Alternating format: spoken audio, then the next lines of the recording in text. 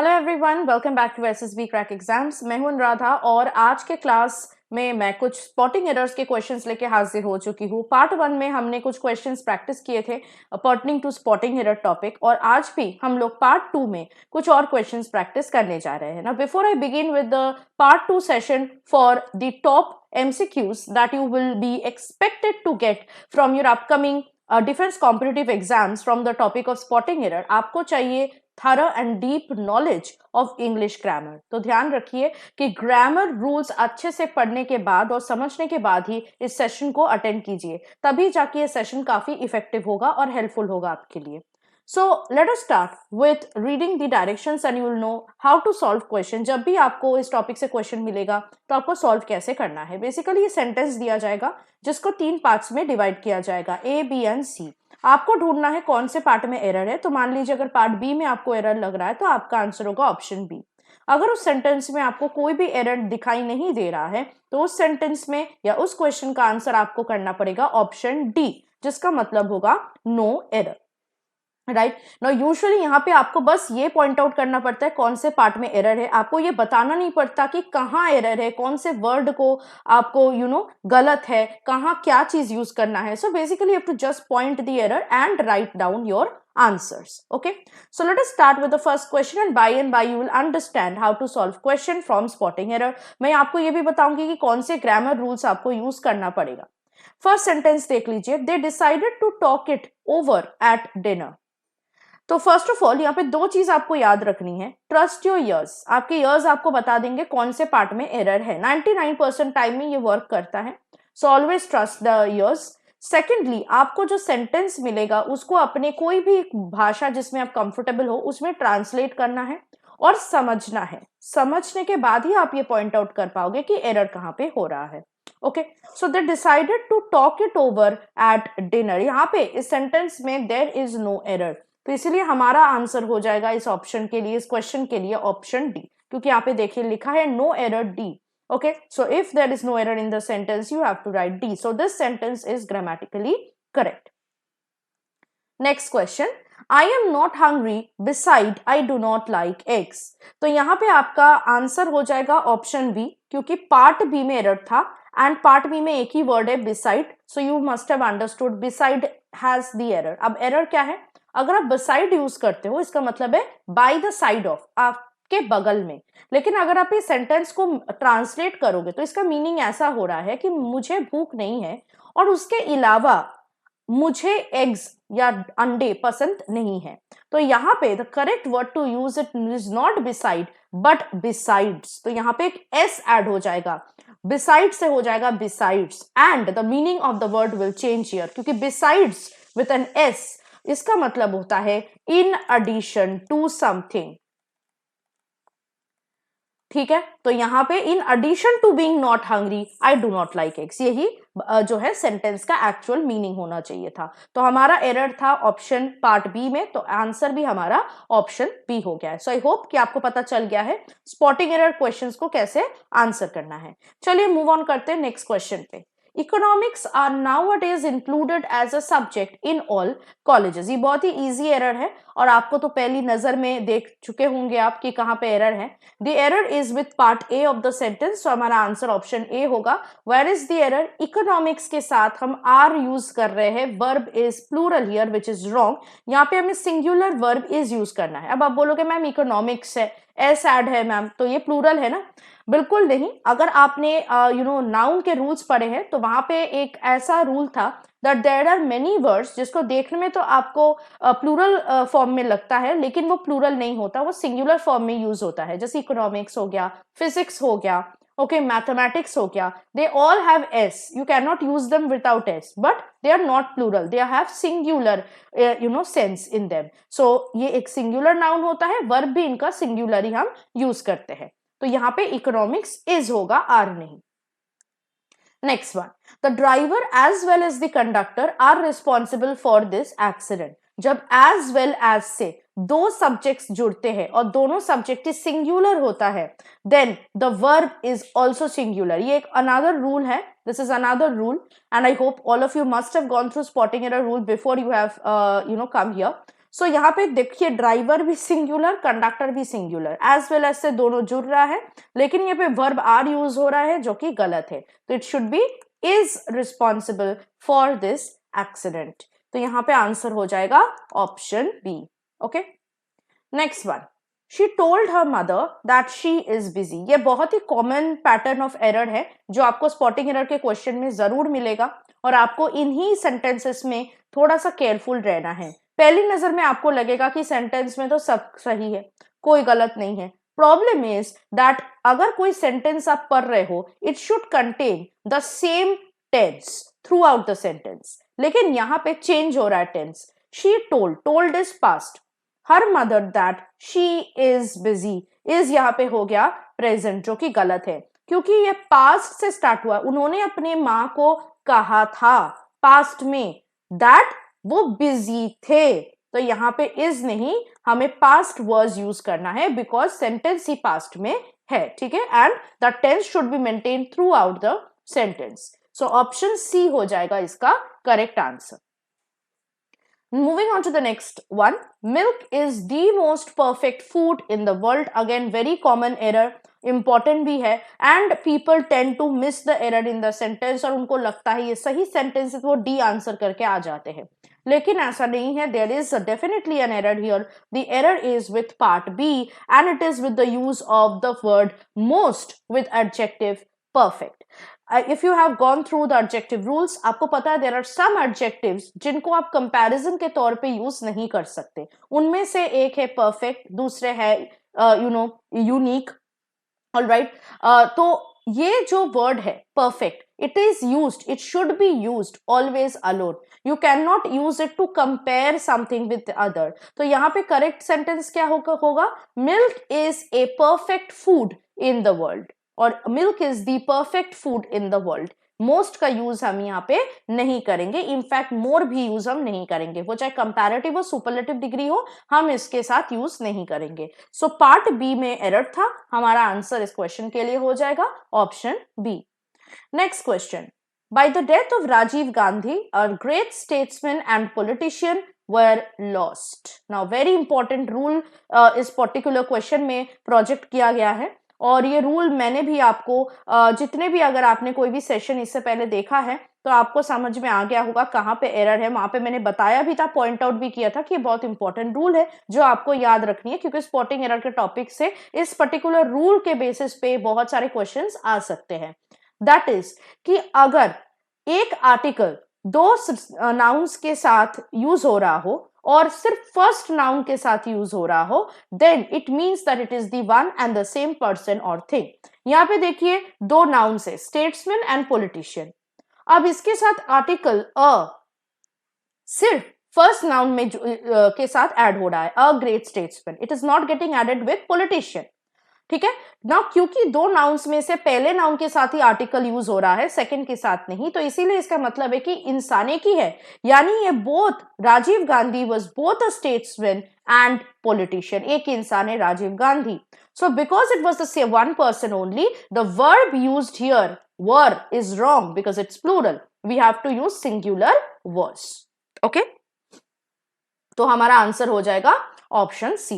Now अगर दोनों nouns के साथ अलग अलग आर्टिकल्स यूज होता, जैसे अ great statesman and a politician, तो फिर ये दो अलग इंसान को समझाते। तो ये बहुत ही इंपॉर्टेंट रूल है, आपको याद रखना है। Next, no monument in the world is so beautiful as the Taj Mahal. यहाँ पे आपको समझ में आ गया होगा, वेरी इजी एरर है ये, that when you compare someone or something with another person on the same equal level, then we use as adjective in positive degree followed by as. तो यहां पे यूज हुआ है so beautiful as, which is wrong. It should be as beautiful as. okay? क्योंकि यहाँ पे ताजमहल के साथ बाकी कोई भी मॉन्यूमेंट की कंपैरिजन हो रही है। सो ऑप्शन बी हो जाएगा आपका करेक्ट आंसर।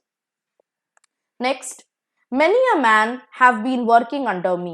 ये बहुत रेयर सेंटेंस है, लेकिन अगर ये पर्टिकुलर सेंटेंस आ गया तो आपको थोड़ा सा केयरफुल रहना है। नाउ मेनी अ मैन, ये हम पोएटिक लैंग्वेज में यूज करते हैं। यूजुअली आप स्पोकन इंग्लिश में या कभी भी कुछ भी चीज अगर आप लिख रहे हो फॉर्मल राइटिंग्स में, आपको ये ऐसे फ्रेज नहीं मिलेगा मेनी अ मैन, ठीक है, या many a flower, many a tree, many a boy, ऐसे नहीं मिलेगा। ये लिटरेरी टर्म्स या लिटरेरी पोएटिक लैंग्वेज है जो पोएट्री वगैरह में यूज किया जाता है। तो उस केस में क्या होगा, ये एक फॉर्म्यूला है, आपको याद रखना है। मेनी मेन बोलने के बदले ये मेनी अ मैन बोलते हैं। More or less they have the same meaning. Okay, so many के बाद अ यूज होता है और उसके बाद सिंगुलर नाउन यूज होता है। अगर मेनी डायरेक्ट यूज होता तो उसके बाद हम क्या यूज करते, प्लूरल नाउन यूज करते, जैसे मेनी मैन, मेनी फ्लावर्स। लेकिन क्योंकि मेनी के बाद अ आ रहा है, इसीलिए उसके बाद हमें सिंगुलर नाउन यूज करना पड़ेगा, like many a man, many a flower. और क्योंकि सिंगुलर नाउन यूज हो रहा है, इसके साथ हमेशा हमें जो वर्ब यूज करना है वो भी सिंगुलर वर्ब ही यूज करना है। सिमिलरली अगर मेनी डायरेक्टली यूज होता तो उसके बाद हमें प्लूरल नाउन और प्लूरल वर्ब यूज करना पड़ता, जैसे many men have, many flowers are. लेकिन many a man has, many a flower is. ठीक है, तो ये एक बहुत ही इंपॉर्टेंट फॉर्मूला या पैटर्न है जिसको आपको याद रखना है। सो मेनी अ मैन है यहाँ पे, विच इज राइट। ठीक है, अब इसके साथ देखिए वर्ब जो यूज हुआ है हैव प्लूरल है, जो कि गलत है, तो यहाँ पे सिंगुलर वर्ब हैज यूज हो जाएगा। ठीक है, अगर इस फॉर्मेट में क्वेश्चंस आपको मिल रहे हैं तो आपको ये फॉर्मूला जो है एक बार चेक कर लेना है कि ये सही है या गलत है। ठीक है, चलिए, सो आंसर यहां पे हो जाएगा ऑप्शन बी।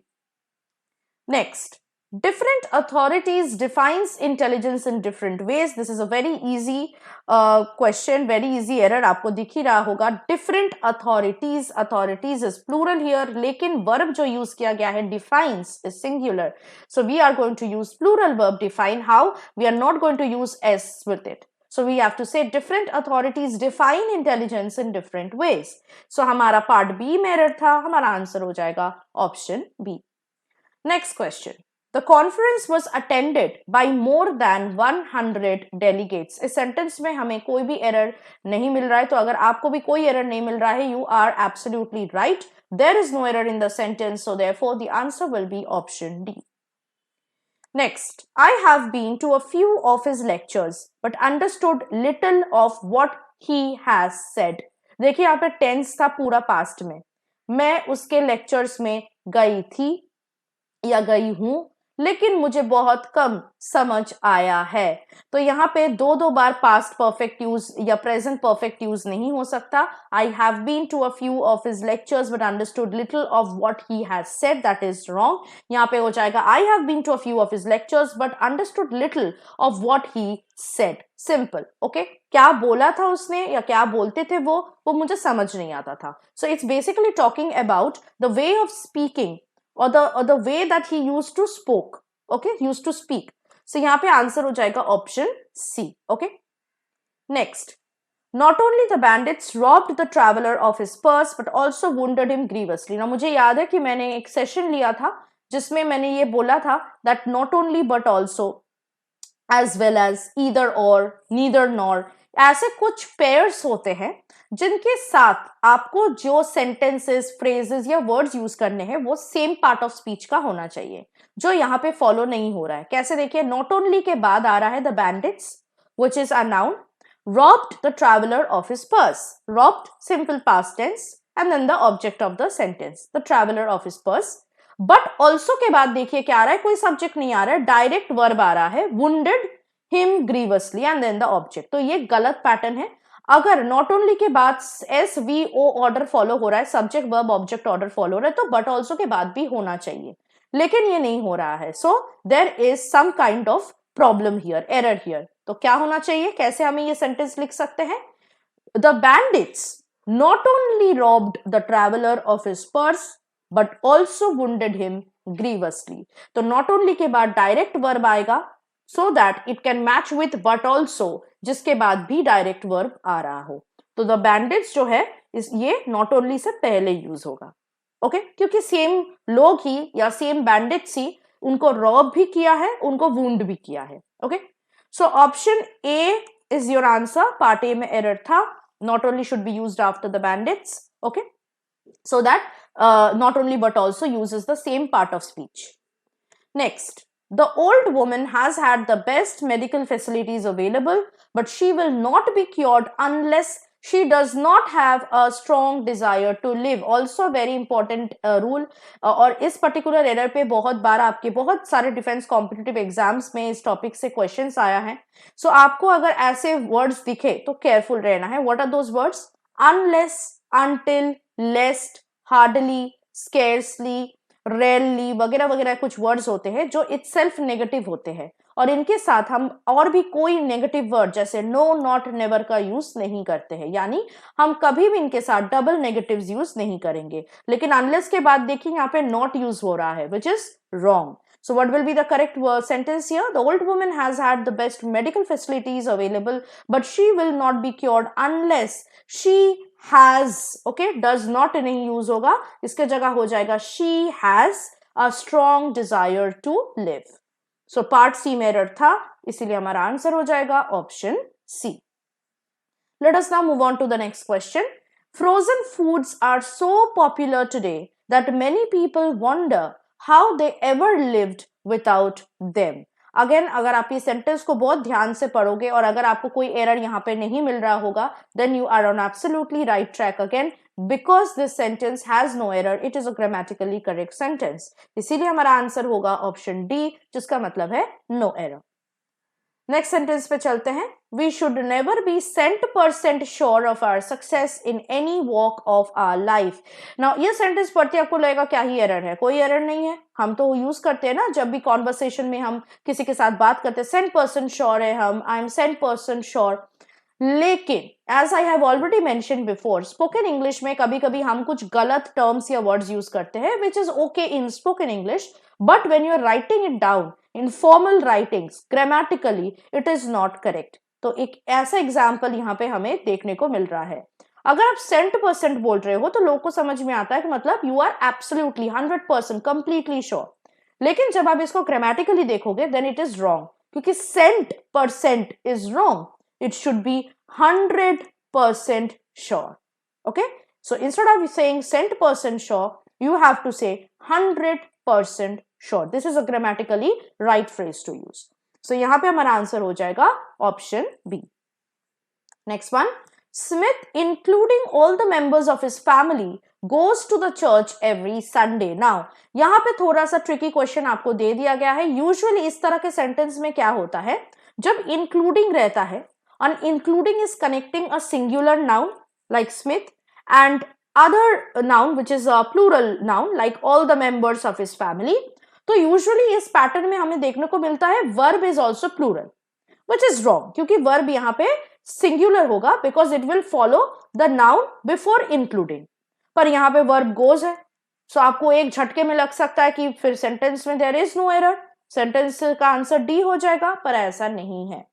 यहाँ पे ये ट्रिक जो है, एरर जो है, वर्ब के साथ नहीं है. It is with the use of the article the before church. Now if you have already known the rules of articles, you know that there are some institutions like church, school, hospital, prison, जिससे पहले अगर आप articles use कर रहे हो, that will mean that you are going into those institutions not for its real purpose.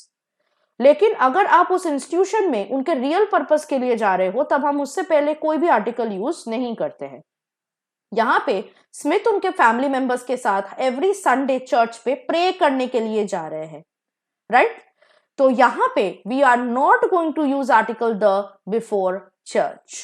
So the error is with part C of the sentence, because the is used before church, which should not be, because they are going to church for praying. Okay, which is its actual purpose. तो हमारा answer हो जाएगा option सी.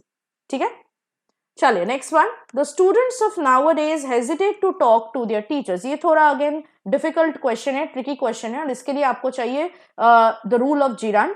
और वहां पे मैंने जब session लिया है, या फिर अगर आप अपने कोर्सेस में देख रहे होंगे, तो आपको वहां पे मिलेगा रूल्स ऑफ जिरांड्स में, जहां पे मैंने एक्सप्लेन किया है देयर आर सम वर्ड्स जिसके बाद आपको जिरांड यूज करना है. You can not use infinitive.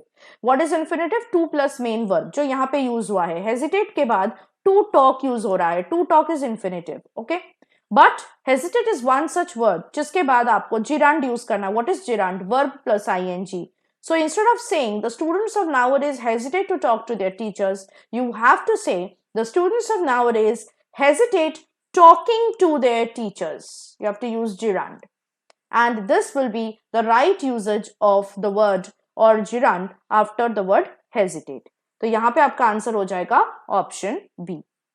Usually gerund के रिलेटेड जो है क्वेश्चन ज्यादा नहीं आता spotting errors में, but आ सकते हैं, okay? So you have to be also clear about gerund rules. You should not skip it. Next, if you would have practiced regularly, you would have won the match. Now here I will be discussing with you very important rule, a very important formula जो आपको याद रखना है। ये conditional sentence का formula है और past को समझाया जाता है। past मतलब अगर आप ये करते तो ये नहीं होता, या अगर आप ये करते तो ये होता, ऐसा।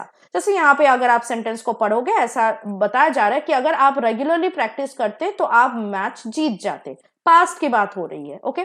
तो जब कंडीशनल सेंटेंस की बात हो रही हो और पास्ट में बात हो रही हो, in that case you have to follow this particular formula. If से सेंटेंस स्टार्ट होगा, ओके, और या फिर आपको पता है कंडीशनल सेंटेंस का दो पार्ट रहता है, अगर ये होता तो वो होता, अगर ये ना होता तो नहीं होता, ऐसा। तो जिसमें इफ रहता है, अगर ये होता है ना, अगर इफ रहता है जिस पार्ट में, वो चाहे फर्स्ट पार्ट में रह सकते हो सेंटेंस के या सेकेंड पार्ट में, तो इफ के बाद had plus V3, what is V3? Past participle of the verb आपको यूज करना है। और नेक्स्ट पार्ट में, सेकेंड पार्ट में, वो चाहे पहले आ गया हो बाद में आ रहा हो, उसमें आपको वुड या could have plus V3 use करना होगा। यहां पे ये पर्टिकुलर फॉर्मूला को फॉलो नहीं किया गया है। आप देख सकते हैं if you would have practice regularly, गलत है।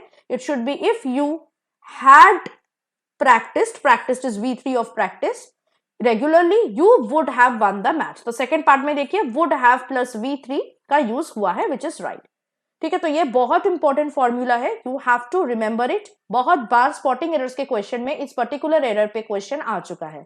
So mind you, next time अगर आए तो आप इसको बिल्कुल भी मिस ना करो और करेक्टली आंसर कर पाओ। तो यहाँ पे हमारा आंसर हो जाएगा option A. Next question, the minister's speech has been reported to the newspaper, okay. Now this sentence has no error, this sentence is absolutely grammatically correct, so option D will be the right answer. Next question, thinking that he has finally found someone with similar interests, the scholar tried to strike up a conversation. यहाँ पे दो अलग tenses हो रहा है। First part of the sentence में आप देख सकते हैं he has finally found, present perfect use हो रहा है, और second part में the scholar tried to strike up a conversation, simple past tense, tried use हो रहा है। तो ऐसा नहीं होगा, मैंने इससे पहले भी आपको बताया था that the entire sentence should follow the same tense. तो यहां पे हमारा एरर है पार्ट ए में, it should be in past, so it should be thinking he had finally found, past perfect हम यूज करेंगे instead of present perfect, okay, and our error is with has और the present perfect tense, so A हो जाएगा आपका correct answer. चलिए next question पे चलते हैं। Earlier this year, Constantine had entered the news via a videotaped interview telecasted by commercial television channel.